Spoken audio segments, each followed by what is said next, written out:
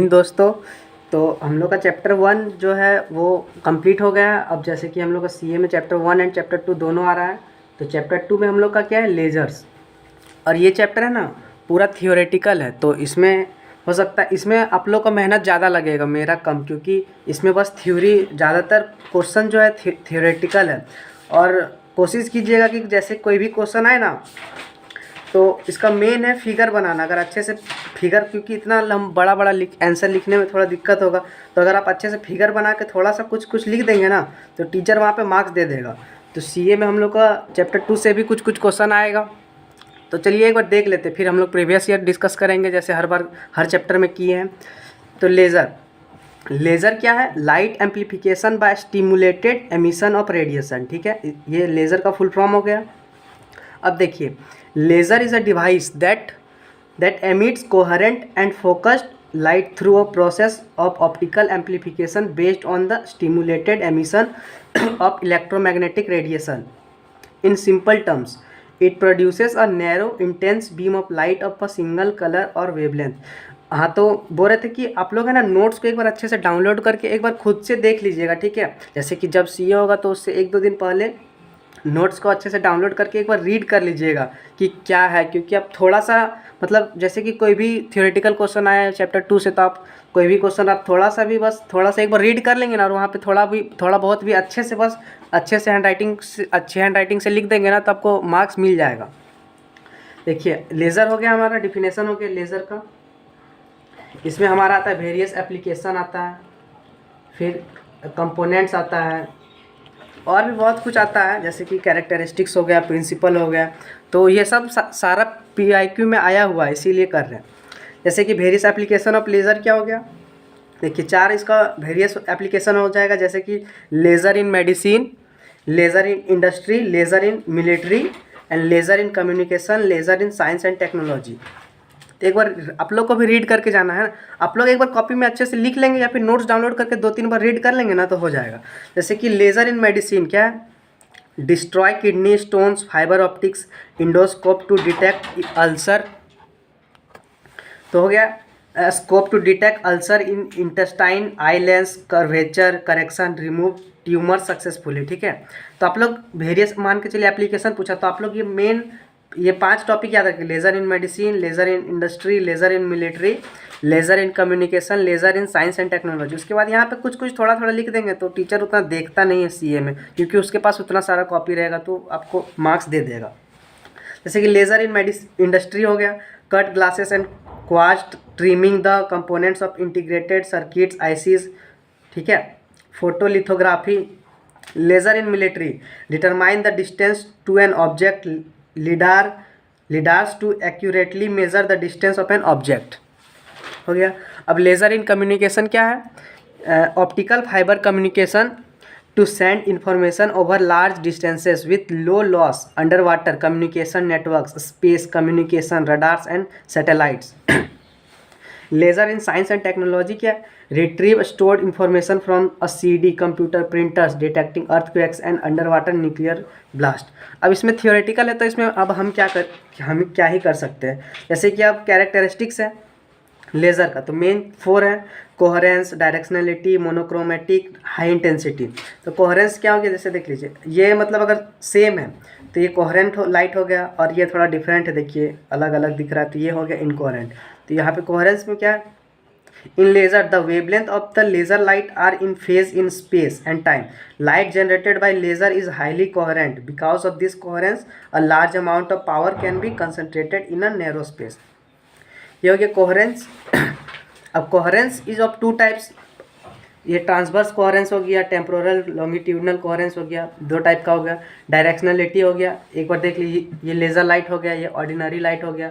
In conventional light source, photons will travel in random direction, therefore this light source emits light in all directions. On the other hand, in laser, all photon will travel in same direction, therefore laser emits light only in one direction. This is called directionality of laser। ये हो गया।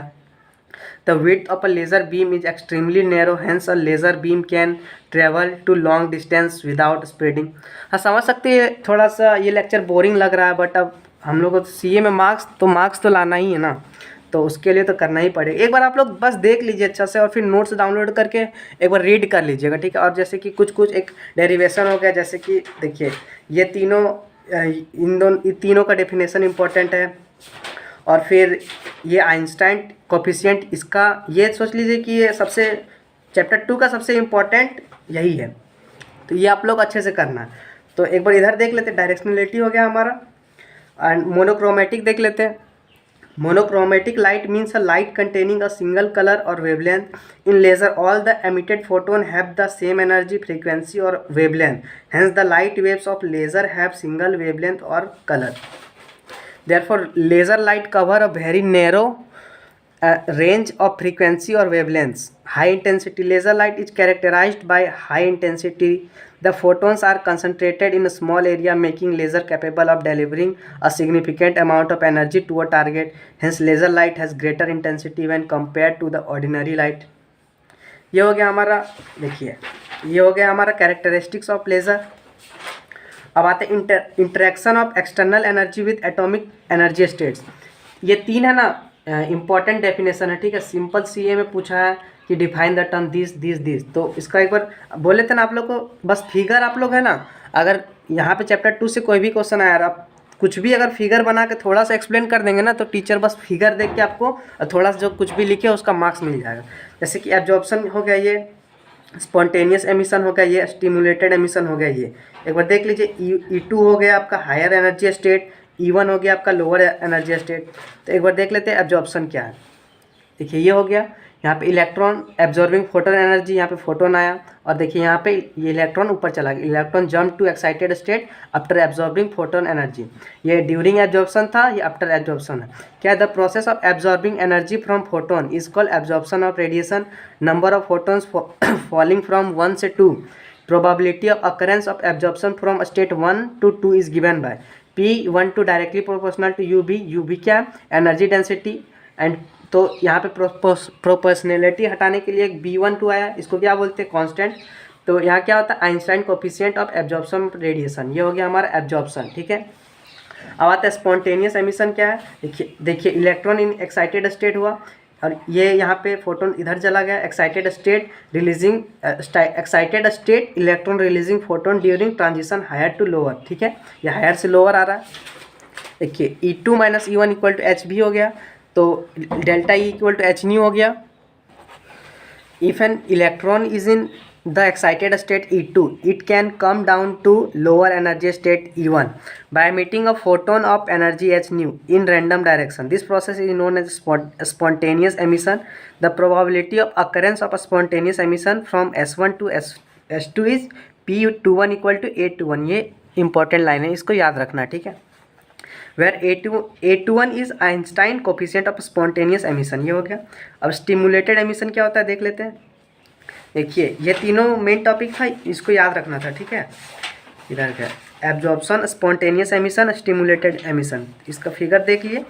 अब यहाँ पे देखिए stimulated emission क्या होता है, यहाँ पे आया फोटोन और यहाँ पे दोनों निकल गया।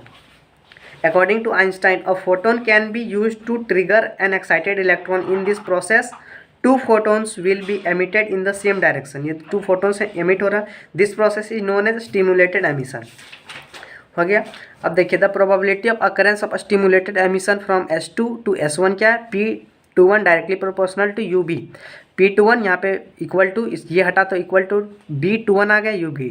B21 क्या है Einstein coefficient of stimulated emission of radiation. देखिए B21 यहाँ पे ये हो गया, यहाँ पे B12 क्या है एब्जॉर्प्शन ऑफ रेडिएशन हो गया B12 एंड B21 क्या हो गया स्टिमुलेटेड एमिशन ऑफ रेडिएशन। अब आता है इस चैप्टर का सबसे मोस्ट इंपॉर्टेंट टॉपिक, ठीक है, डेरिवेशन। इसमें एक तो डेरिवेशन है ही क्या, relation between Einstein A and B coefficient. ये है ना बहुत बार CA में आ चुका है, हर बार सोच लीजिए कि कोई ना कोई CA में ये टॉपिक आया ही हुआ है। तो देखते हैं, और छोटा सा ही है वो, फर्स्ट चैप्टर जैसा मैक्सवेल वगैरह जैसा नहीं है, 2-3 लाइन का बस देख लीजिए। देखिए ये हो गया।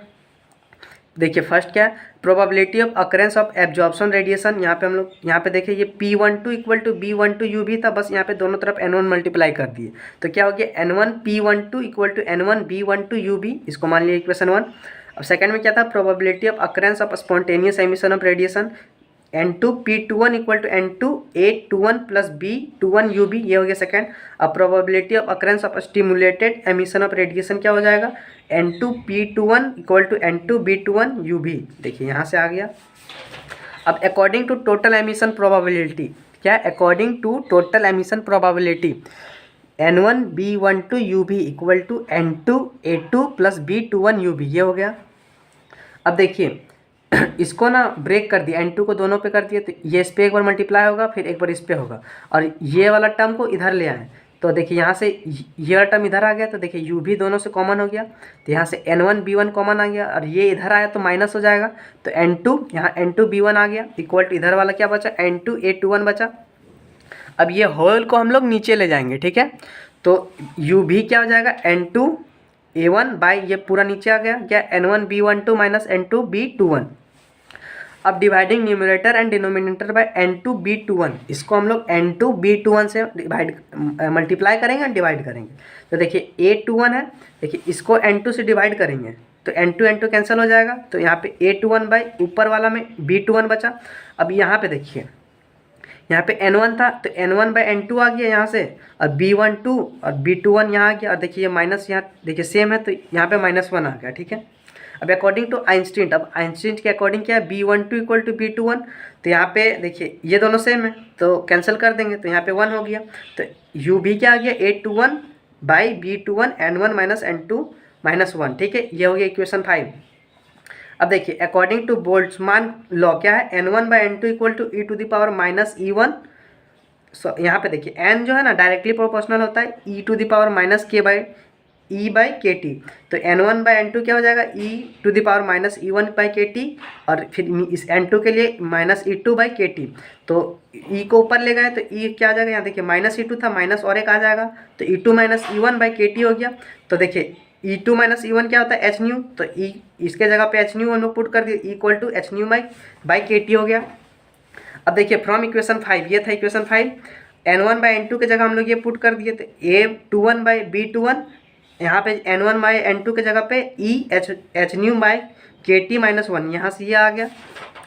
अब देखिए क्या, now according to Planck's radiation formula, Planck's radiation formula क्या होता है, यू भी इक्वल टू 8 पाई एच भी cube by c cube dot 1 by e to the power h b by के टी माइनस 1, ये होता है प्लैंक्स रेडिएशन। अब कंपेयरिंग, ये हमारा 8 इक्वेशन आया और 7th इक्वेशन ये रहा, देखिए ये दोनों सेम लग रहा है, दोनों को अगर करेंगे तो A21 बाई B21 करेंगे, तो देखिए यहाँ से 8 पाई एच भी बाई सी क्यूब आया, फिर nu equal to c by lambda हो गया, तो देखिए भी क्यूब बाई सी क्यूब है, यहाँ पे भी बाई सी को लैम्डा हो गया, तो इसका होल क्यूब कर देंगे, तो A21 by B21 equal to 8 pi h by lambda cube, ये हुआ हमारा।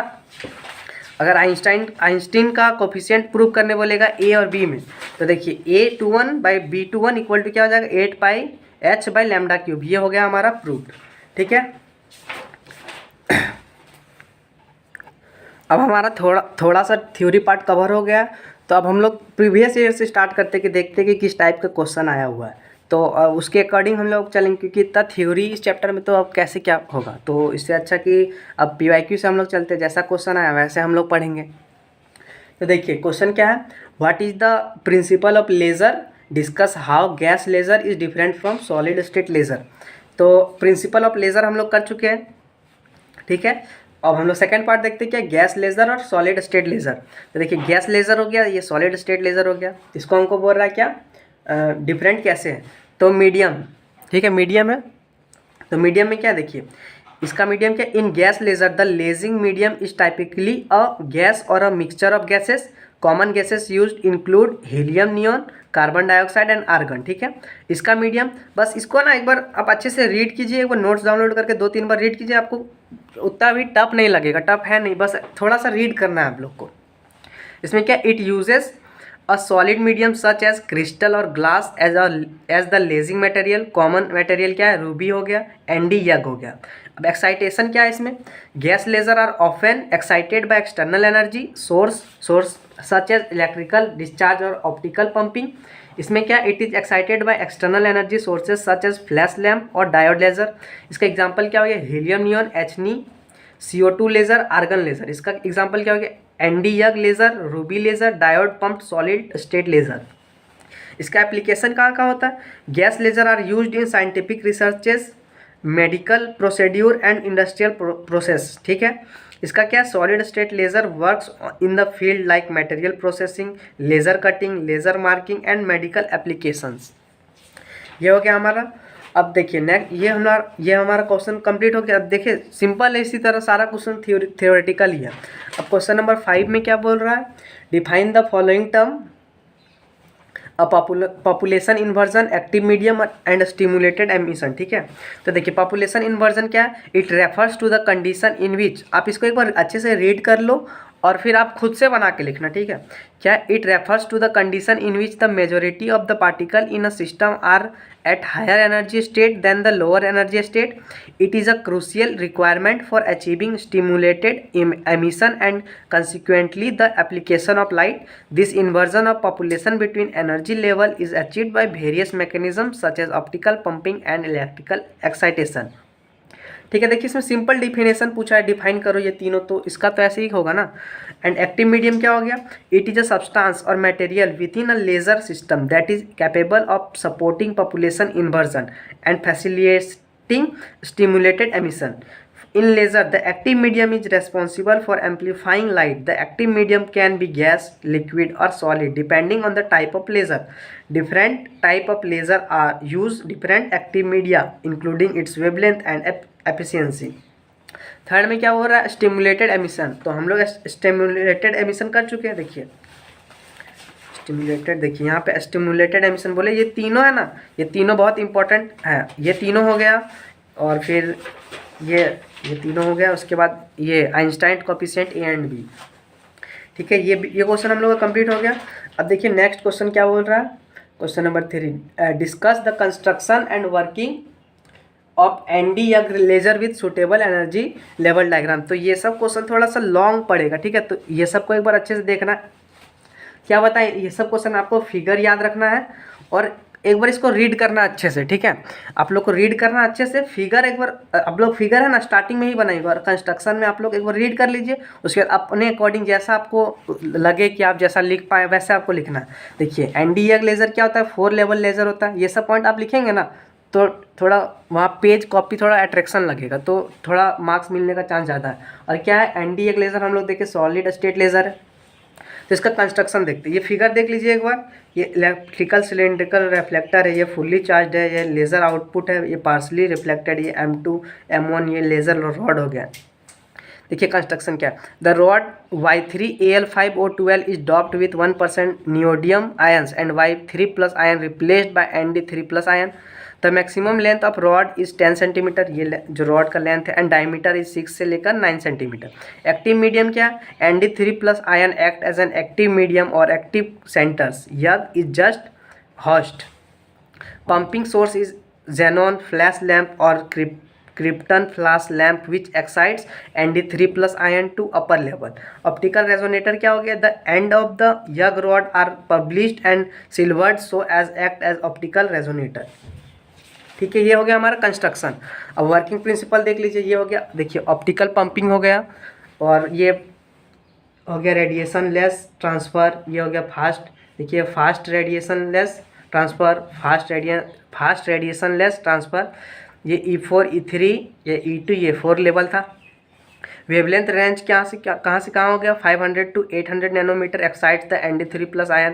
Concentration of Nd3+ ion approx 0.725%। Optical pumping krypton lamp 5000 से लेकर 8000 तक। क्या the ground state electron of Nd ion jumps to multi energy level of E4 after some time. Electron comes to E3 state through non radio active transition. ये हो गया। When electron jumps from, देखिए ये E4 to E3 हो गया, E4 to E3, फिर E3 to E2, फिर E2 to E1।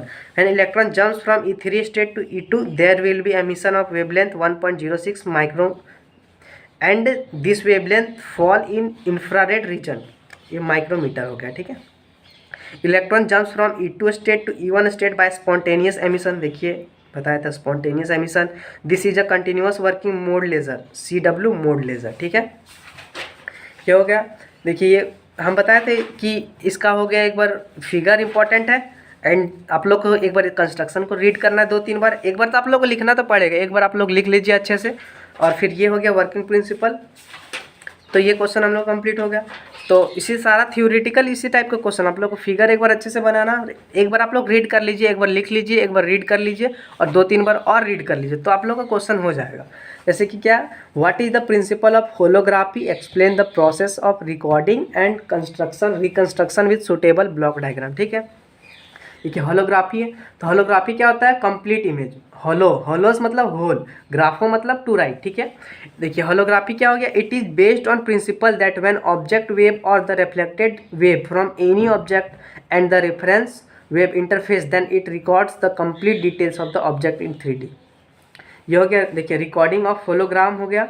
देखिए लेज़र है, यहाँ से ऐसे आ रहा है, ये डाइवर्जिंग लेंस हो गया, ये दोनों, ये मिरर M1 मिरर M2, ये रेफरेंस बीम यहाँ से यहाँ जा रहा है ऐसे, ये फोटोग्राफिक प्लेट हो गया, ये ऑब्जेक्ट बीम हो गया, ये ऑब्जेक्ट हो गया, ये डाइवर्जिंग लेंस हो गया। तो ये फिगर आप लोग अच्छे से बनाना है। अब देखिए क्या है, ये recording of hologram. In first step image of object is recorded, यहाँ पे इमेज रिकॉर्डेड हो रहा है। In second step the hologram is transformed into the image, देखिए यहाँ पे इमेज में कन्वर्ट हो रहा है। Hologram is the result of interface of two beams, object beams and reference beam. देखिए ऑब्जेक्ट बीम क्या है, light scattered off from the object, reference beam क्या है, light reaching the photographic plate directly. अब fifth point क्या हो गया, अब a broad laser be divided into two parts by using a beam splitter at the photographic plate. Object beam and reference beam combine both the beams interface and form interface fringes on the photographic plate. क्या क्या बताएं कि आप लोग अगर figure बना लिया और 2-3 बार रीड कर दिए, उसके बाद यहाँ पे आप अपना मर्जी से यहाँ पे कुछ भी लिख देंगे तो हो जाएगा। अब देखिए रिकंस्ट्रक्शन ऑफ इमेज क्या हो गया, देखिए ये फिगर बना देना आप लोग, यहाँ पे लेज़र जा रहा है, ये वर्चुअल इमेज बन रहा है ऐसे, ये डिफ्रैक्शन ग्रेटिंग हो गया, ये यहाँ पे रियल इमेज हो गया, यहाँ से वो देख रहा है। देखिए hologram is illuminated by parallel beam of laser light. Hologram is acting diffraction grating. ठीक है, ड्यू टू डिफ्रैक्शन और रियल इमेज इज फॉर्म, यहाँ पे रियल इमेज बन रहा है। Virtual image will be formed at the location of object. तो ये हो गया, तो इसी टाइप का ये देखिए ये क्वेश्चन भी कंप्लीट हो गया। अब नेक्स्ट क्वेश्चन क्या है, discuss construction and working of helium neon laser with suitable energy level diagram. ठीक है, तो हीलियम नियॉन लेजर है, क्या पता है, एक बार फिगर बनाना कंस्ट्रक्शन का, एक बार वर्किंग का, बस हो गया। तो क्या देखिए, the helium neon laser consist of 3 essential component. क्या, pump source, gain medium and resonating cavity. क्या, pump source, gain medium and resonating cavity. Pump source क्या हो गया, हाई वोल्टेज, गेन मीडियम क्या हो गया, लेजर ग्लास। ठीक है, देखिए इसका construction, mixture of gas helium neon is 10:1, इन दोनों का मिक्सचर क्या है, 10:1 है। Discharge tube 15 centimetre length, 1 centimetre diameter, inside pressure is low at 1 torr, spacing of the mirror is equal to an integral number of half wavelength. देखिए ये figure आप लोग अच्छे से बना देना। देखिए ये आउटपुट कपलर हो गया, ये ग्लास ट्यूब हो गया, ये हायर रिफ्लेक्टर हो गया, ये एनोड हो गया, यहाँ कैथोड हो गया, ये पावर हो गया, हीलियम नियॉन गैस मिक्सचर यहाँ हो गया, लेज़र आउटपुट यहाँ हो गया। तो ये हो गया हमारा हीलियम नियॉन का कंस्ट्रक्शन। अब वर्किंग प्रिंसिपल क्या देखिए, when the power is switched on, helium atom excited to 20.61 electron volt and give energy 0.05 electron volt to unexcited neon atom transits to 20.66 electrovolt. Population inversion achieved. Neon atom transits from 20.66 electron volt to 18.17 electrovolt. Stimulation process occur. Laser having 632.8 nanometre emits. ये इसका figure हो गया। देखिए helium हो गया, neon हो गया। हाँ, और एक बात, अगर आप लोग का क्लास में अगर आपके टीचर अगर कोई दूसरा फिगर बताएं तो आप लोग वही फिगर बनाना। ठीक है, हम लोग के टीचर ये फिगर बताए इसीलिए हम लोग यही लिखेंगे, तो हम लोग को तो ऐसे मार्क्स मिलेंगे ना। तो आप लोग को अगर टीचर दूसरा कोई फिगर बताएं तो आप लोग को वही फिगर बनाना है। ठीक है, तो देखिए ये हीलियम हो गया, ये नियॉन हो गया। ये हीलियम यहाँ पे पंप्ड हो रहा है, एनर्जी ट्रांसफर बाय कॉलिजन। यहाँ पे देखिए ये स्पॉन्टेनियस एमिशन डेप्लीट हो रहा है, ये लेज़र एमिट हो रहा है, हीलियम नियॉन 20.66, ये 18 यहाँ पे जा रहा है। तो देखिए ये भी हम लोग का कंप्लीट हो गया यहाँ पे हीलियम नियॉन वाला।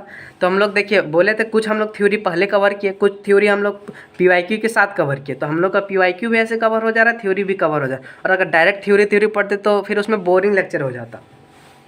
ठीक है। अब देखिए नेक्स्ट क्वेश्चन में क्या बोल रहे हैं, देखिए इसमें डिफाइन है, अब सिंपल डिफिनेशन ही पूछ रहा है, तब हम लोग क्या कर सकते हैं इसमें, क्या बोल रहा है, मेटास्टेबल स्टेट पूछ रहा है, पॉपुलेशन इन्वर्जन, स्टिमुलेटेड एमिशन। तो देखिए हम लोग पॉपुलेशन इन्वर्जन का डेफिनेशन कर चुके हैं, स्टिमुलेटेड एमिशन का डेफिनेशन कर चुके हैं। अब क्या बचा, मेटास्टेबल स्टेट क्या होता है ये देख लेते हैं। Metastable state refers to an excited state of an atom, ion, or molecule that has a longer than expected lifetime. It is a state of higher energy than the grounded state, but has a relatively extended period before it undergoes a transition to a lower energy state, typically the ground state. अब आप ही बताइए, अब इसमें theoretical इसमें definition ही पूछ रहा है, देख रहे हैं कि पीछे भी हम लोग देखे 3 डिफिनेशन पूछा, तो अब सीधा डिफिनेशन ही उठा के दे दे रहा, तो डिफिनेशन तो याद करना ही पड़ेगा। तो आप लोग एक बार लिख लो अच्छे से, जैसे कि कुछ पॉइंट याद कर लो, जैसे मेटास्टेबल स्टेट है तो कुछ की पॉइंट पकड़ लेना यहाँ पे कि मेटास्टेबल स्टेट का क्या है, ग्राउंड स्टेट, इस टाइप का, तो आपको वो वहाँ से याद हो जाएगा।